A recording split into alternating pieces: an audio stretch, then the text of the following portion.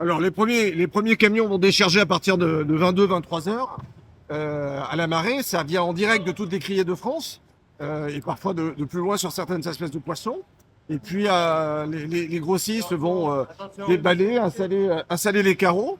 Et donc, à partir de 3 heures, on ouvre les portes et la marchandise va se répartir entre ce qui a été précommandé par les restaurateurs, par les poissonniers, qui va être préparé, prêt à être enlevé ou prêt à être livré par les grossistes directement. Et puis ceux qui vont être achetés sur place par les poissonniers ou par les chefs. Donc là, on est pavillon de la viande, un des 4 pavillons de la viande. On vend du veau, du bœuf, de l'agneau. Donc c'est de la viande qui est essentiellement vendue en carcasse.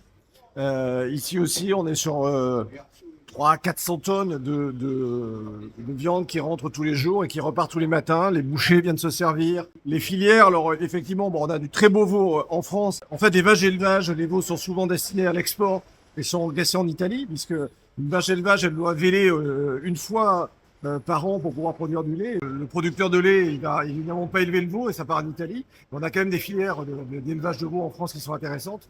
Beaucoup de bœuf. Et puis l'agneau, qui est une filière qu'il va falloir protéger, qui est un marché de production qui est réduit, malheureusement, et qu'il va falloir aussi accompagner et développer parce qu'on en a besoin. On a besoin des agriculteurs. Ce qu'on remarque, c'est qu'il y a une demande de plus en plus grande pour les steaks hachés. Alors oui, la consommation, elle évolue. Nos enfants veulent manger de plus en plus de steak haché. On peut se demander si on aura encore des dents dans une ou deux générations.